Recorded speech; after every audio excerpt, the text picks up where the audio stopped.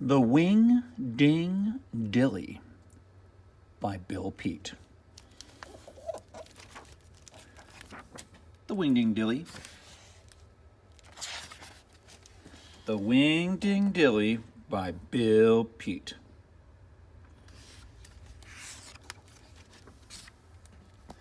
Scamp flopped down heavily on the porch with a mournful sigh. The old farm dog had been in a miserable mood for weeks, and no one knew why. Not even his best friend Orvie Jarvis could guess what the trouble might be. Before the dark mood crept over him, Scamp had been a happy, carefree dog.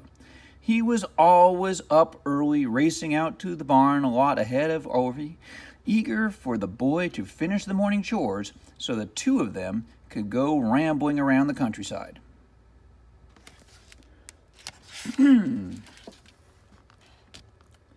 Now Scamp moped on the porch until Orvie called him. Then he came drooping along at the boy's heels, sad-eyed and listless, not caring how long it took to finish the chores. "What's come over you, old Scamp?" asked Orvie one day. "What makes you so sad?" Scamp's only reply was a dreary sigh. There was no way of telling Orvie that he was tired of being a dog, that he wanted to be a horse. Not just any horse. Scamp wanted to be a great horse like Palomar, the giant Percheron, who lived on the farm just across the road.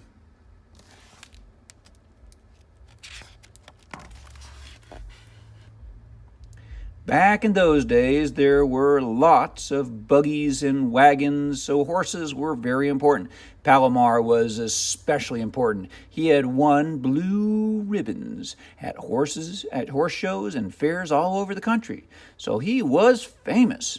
People traveled hundreds of miles just for a look at the great horse, and Palomar always treated the crowd to a good show by high-stepping around and around this pasture in true champion style. Everyone admired Palomar, but no one ever gave Scamp so much as a glance. No one but his friend Orvie.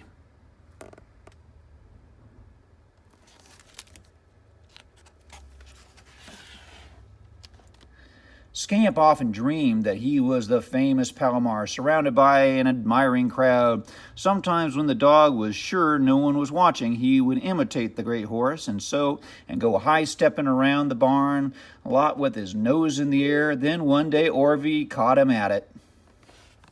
"Oh, Scamp," he chortled, "what are you up to? Who do you think you are, you silly old dog?" Scamp had never felt so foolish in all his life. To be called a silly old dog was more than he could bear, and while Orvie was busy feeding the chickens, Scamp went slinking out of the barn a lot and on down the road. He was running away.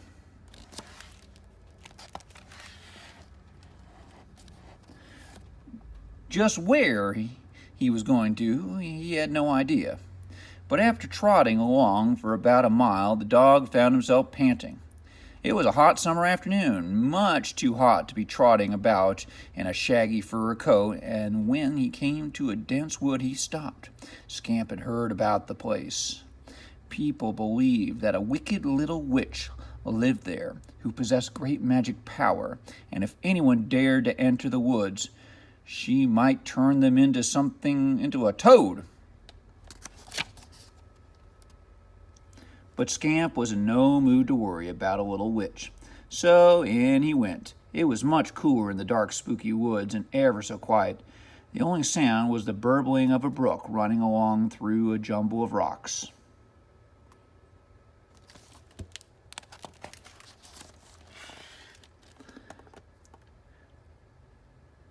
The brook finally trickled down to a crystal-clear pool, where Scamp stopped to stare at his gloomy reflection. This was the first time he had taken a good look at himself, and more than ever, he wished he were a horse. All at once, the hair on the back of his neck bristled. Someone was watching. Quickly, Scamp wheeled around, looking right and left, and then finally up into a sycamore. And there was the little witch leaning out the window of her treehouse.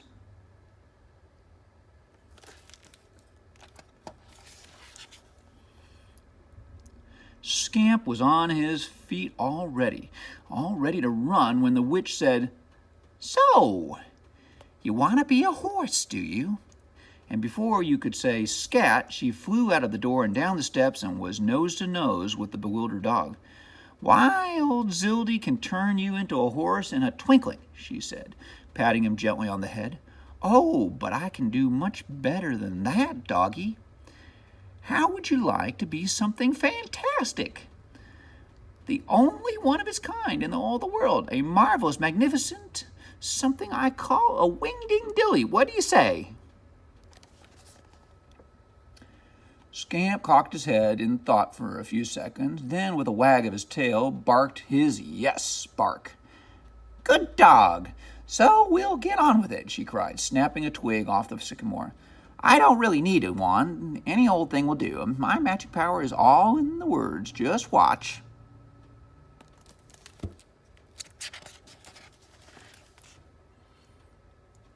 Suddenly, Zildy was dancing about like a grasshopper, waving the twig in the air, and in her high, screechy voice, she recited the magic words. "Diggity, doggity, ziddledy zump. We'll start right off with a camel hump.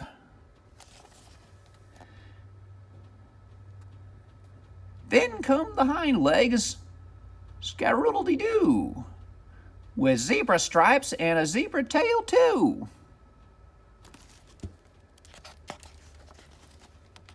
Now for the neck, kersnickety-snaff, with square brown spots like on it, like a giraffe.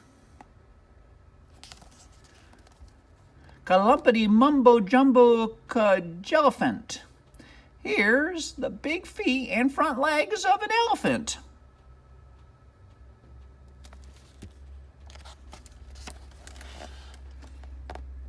Zumzaroot, most anything goes. So how about a rhinoceros nose, and elephant ears flippity flop, and reindeer horns zilly zop, on out the top. I've done it, Zildy cried gleefully. There you are, dog, the one and only Wingdingdilly. Go take a look at yourself.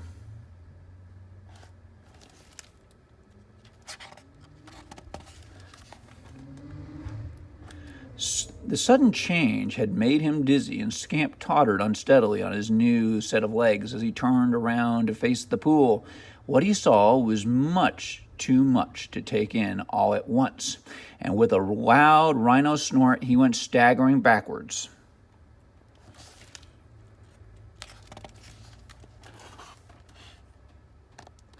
"See what I mean?" said the little witch. "You're one whooping big surprise. Now I'd better skedaddle if I'm going to make cookies today." And Zildy scurried up the steps into the treehouse, leaving the Wingdingdilly wondering what he would do. Finally, he decided he'd better go home. Just as he started off, the witch called out the window, "Take care you don't step on my tulip beds with those big clumsy feet of yours." In the shadow of the sycamore were rows of bright yellow flowers, and as he headed back through the trees, he was careful to step around them.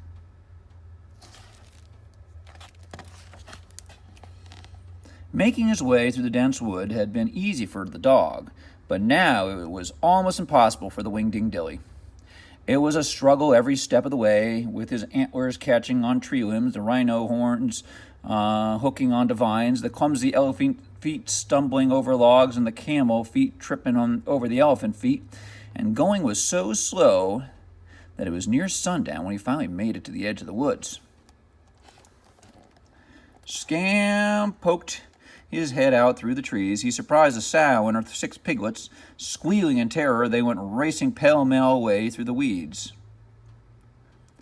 "What a fright I must be," thought Scamp. "I'm in no shape to be running around in plain sight, no telling what people might do." Then, stretching his long giraffe neck, he raised his head for a view of the countryside. As far as he could see, the fields were deserted, and so were the roads. All the farmers had gone to dinner, so there was a good chance of getting home without being seen.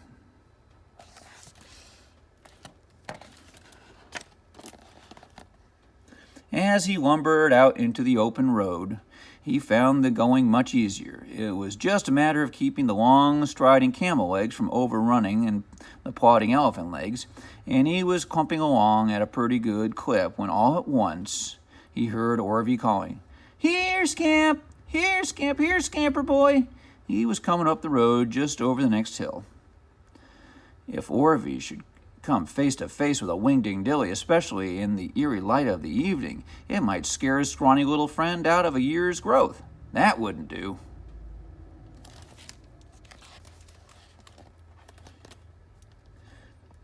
In one clumsy leap, Scamp was over the fence and went sprawling headlong into a wheat field. There he remained, flat to the ground, scarcely breathing, as still as the wheat shock. When Orvie came to the top of the hill, he stopped for one last call, as such a long, loud, "Here, Scamper!" that it echoed for a mile across the countryside. Then he listened for an answer, but there was only the faraway crowing of a rooster.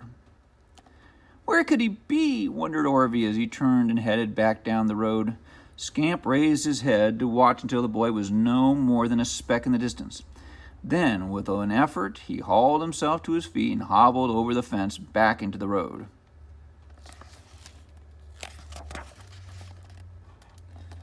By this time he was getting leg weary, and he went plodding along ever so slowly. It was growing dark when he finally reached the Jarvis farm. Cautiously, he pushed open the gate, tiptoed across the yard to the house, and peeked in the window. The family had just finished dinner. Everyone but Orvie, who sat at the table staring at his plate. "Scamp is always home at dinner time," said the boy. "Something's happened to him, or he'd be here."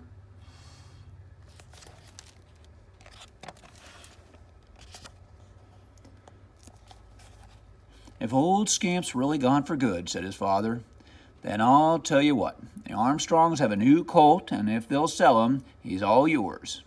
How would you like that, son?" "It's not the same," said Orvie. "You can't get to know a horse, not like you can a dog.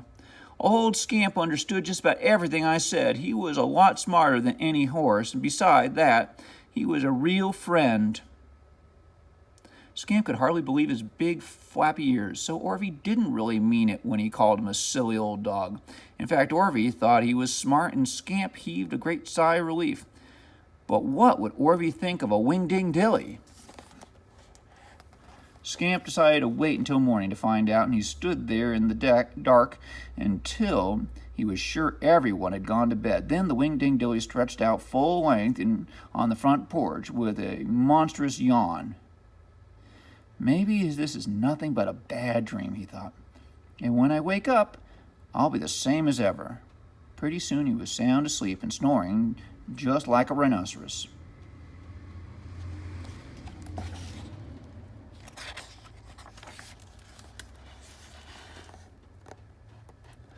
The next thing Scamp knew was morning, and Orvie was shouting, "Dad, Mom, come quick! There's a thing, a great big thing out here!" The Wingdingdilly struggled to his feet, looking wildly about for the big thing. Then suddenly he remembered that he was the big thing and went stumbling backwards off the porch out into the yard, and in one clumsy leap he was over the fence and galloping away down the road.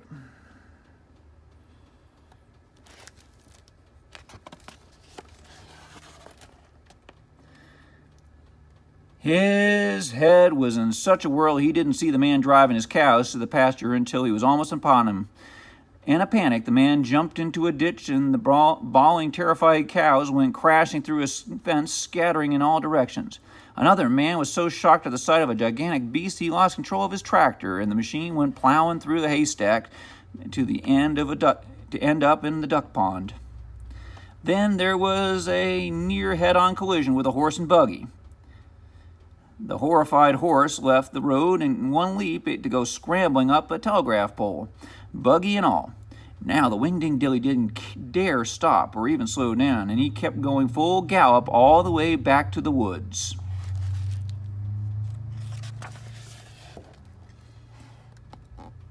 Scamp was hoping Zildy would understand his awful predicament and undo her magic spell. Once again, he fought his way through the tangle of trees. When he reached the tree house, he gave the door a resounding thump with his snout, and then watched for Zildy to pop her head out the window. But no Zildy appeared. The shutters were latched, and the door was locked and bolted. "If she's gone," Scamp reasoned, "she'll be back sooner or later, so all I can do is wait." It would be a long wait. Early that morning, Zildy had packed her suitcase, spruced herself up in her fancy best, and left on a trip to visit her sister in Massachusetts. She hadn't sailed away on a broomstick like most witches do. Zildy was in no hurry, and so she had taken the train. Now she was riding along in comfort, munching on sugar cookies, with no thought whatever of what might have happened to the Wingdingdilly.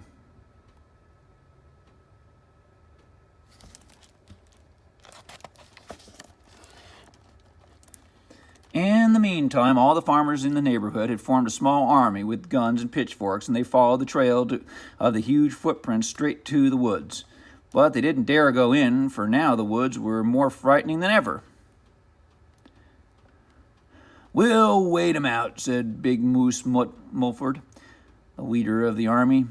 The minute the monster shows his face, powie, we'll pop him off." The farmers stood watch on into the evening, then all through the night. When the morning came, there was still no sign of the monster. "From now on," yawned Moose, "we'll split up in bunches, with some taking the night watch and others taking the day." But after watching the woods night and day for a week, the biggest thing to come out of it was a rabbit. By this time, the news of the monster had spread all over the county, all the way down to Central City, and finally to Claxton J. Pringle, the great showman.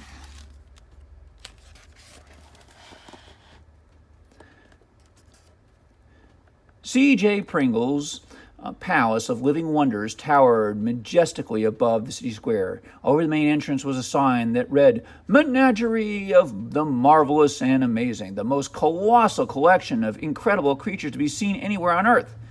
The great showman had traveled all over the world in search of spectacular new attractions for his menagerie, and when he read the newspaper that a fantastic giant of a beast was running loose in the country, C.J. was jubilant. "Eureka!" he cried. "Why, if this beast is half what they say it is, it could be worth a fortune. But first, I must get my hands on the thing."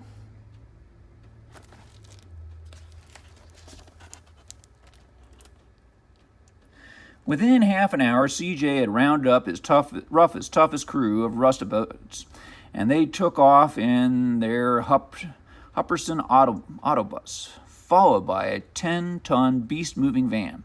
The great showman was in a desperate hurry, so he went at top speed all the way with the horn blaring full blast, warning everyone to clear the road. And in no time, they came skidding to a stop alongside the woods, where all the farmers rushed out to greet him. "If you come after that monster," said Moose Mulford, "he's somewhere back in those trees. But you better be careful, he's a real whopper." "The bigger the better," said C.J. Then turning to his men, he warned, "Don't get too rough. I want the beast all in one piece." Easy does it, they promised, and with lassos, chains, leg irons, and the rustabouts went charging into the woods.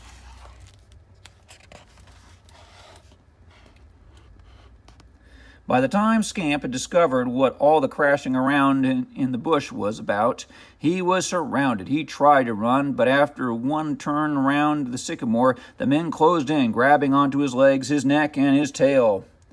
In a fast and furious struggle, they wrestled him to the ground, roped and chained him from head to toe, then dragged him away through the woods.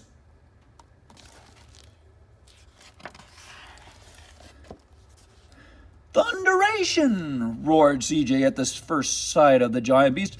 "He is a whopper! No wonder there was such a big hullabaloo.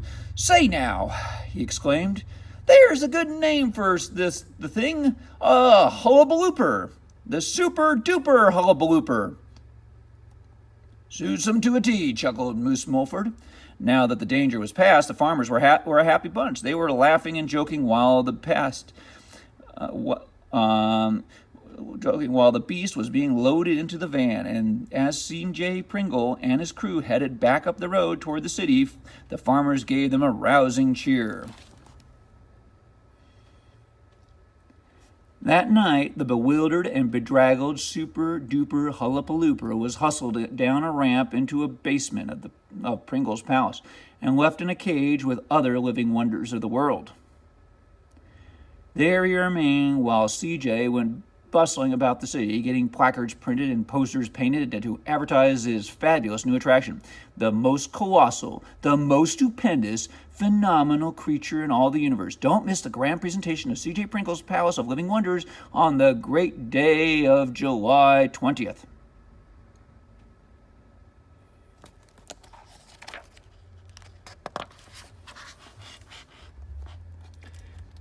When the great day arrived, Pringle's Palace was jammed to overflowing with thousands more waiting in lines outside. "Keep calm, everyone," bellowed CJ, as the noisy, excited crowd kept pushing and shoving for a closer look at the amazing beast high up on the pedestal. The super-duper Hullapalooper was too much to believe. Some people poked at him with canes while others yanked on his tail to make sure the beast was real. Now, Scamp was even more famous than the great Palomar, and yet he had never been so miserable in all his life. He wished there was some way to escape, but he was always kept chained to the pedestal, and after the show he was caged in the basement for the night. So it seemed that Scamp was doomed to spend the rest of his days as the greatest of all living wonders at Pringle's Palace.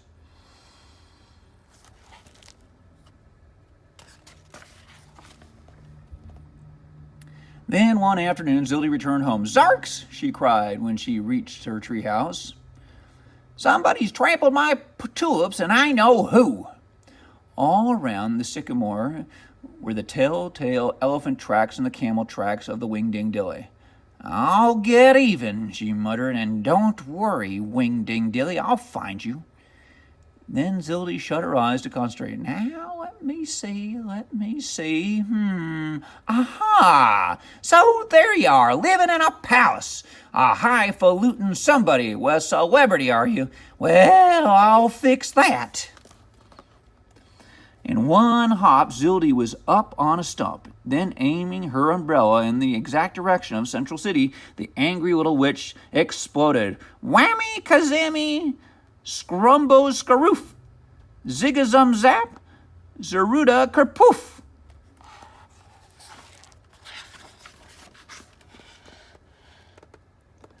In one great purple poof, the super-duper Hullapalooper was gone, and in its place stood a plain, ordinary, frowsy brown dog. The crowd was so flabbergasted that for a full minute they were left gaping in amazement. Then, all at once, they burst into an uproar of shouting, "It's a fake! It's a fake! The Hullapalooper is a hoax! We've been hornswoggled! We've been rooked! Claxton J. Pringle is a swindler and a crook!"